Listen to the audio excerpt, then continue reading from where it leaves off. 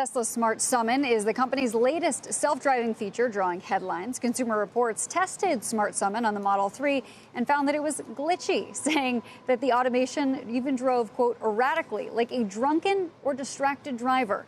We reached out to Tesla for comment, but we have not heard back. Joining us now is Jake Fisher, Consumer Reports Senior Director of Auto Testing. So, Jake, you did the test. What exactly do you mean by a drunken driver here? Well, I suppose it's pretty disappointing when you actually look at the marketing copy of what this feature is supposed to do. It's actually part of a $6,000 option of full self-driving. And this feature is really supposed to, they bill it as, you're at the supermarket, it's raining, you hit the button, and the car arrives to pick you up. Doesn't quite work that way. And really, when you get down to the fine print, it's very clear of what the limitations are. It doesn't notice the direction of traffic. It can't necessarily detect curbs.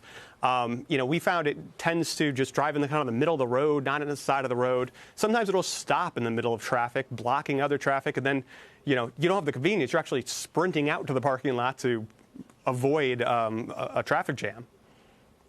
So, Jake, clearly you were disappointed by it, but was that in part relative to its cost, relative to your expectations? I mean, how does it compare to what else is out there in the marketplace in this sort of area at the moment?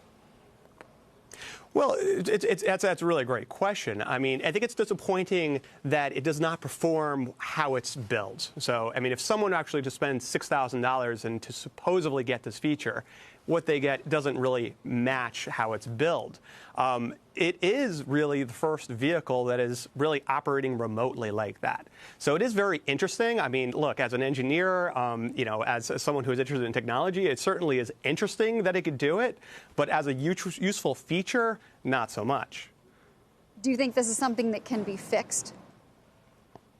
Well, I think this is something that is really a work in progress. I mean, I think in reality, what you're doing is you're kind of operating as kind of a science experiment. After you purchase it, you realize that it's beta. It's developing over time. So, I mean, I think clearly the use will improve over time, but it's just really important to know that when you're spending that $6,000, you're part of the testing of this. You're not really receiving the benefit of it.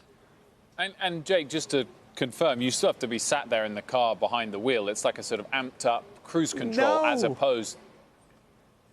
No, let me be perfectly clear. No, you can be outside of the vehicle. So you actually operate it on an app on your cell phone. So no one is behind the wheel at all. So, I mean, certainly as a gimmick, it's very impressive to see a vehicle operate with no one behind the wheel, operating the acceleration and the brake, turning the steering wheel while you are away from the vehicle. Very different from really anything else we're seeing. However, you still need to watch the vehicle. So this is not an autonomous vehicle by any figment of the imagination. You need to watch this vehicle, and you kind of have to keep it out of harm's way. So you really have to pay close attention and make sure that it's not doing anything it shouldn't. I mean, it does a pretty good job of detecting pedestrians and stopping. It's very conservative, but not always. And actually, we've seen, even in social media, a lot of situations where this is causing fender benders and accidents in parking lots.